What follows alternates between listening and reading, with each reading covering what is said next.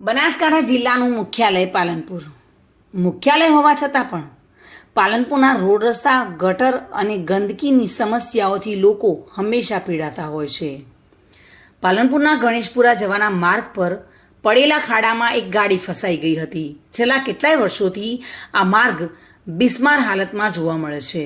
Road તૂટેલી હાલતમાં છે, ગટરનું પાણી ઉભરાઈ રહ્યું છે, રોડ પર ગંદકી છે, રોડ પર પડેલા મસ્ત મોટા ખાડાઓમાં પાણી ભરાઈ રહેવાના કારણે ઘણીવાર ગાડીઓ ફસાઈ જાય છે.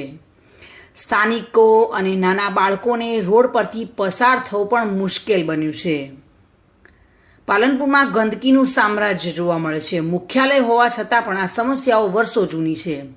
રોડ પર પડેલા ખાડાને કારણે ઘણીવાર મોટા અકસ્માતો પણ સર્જાતા હોય છે.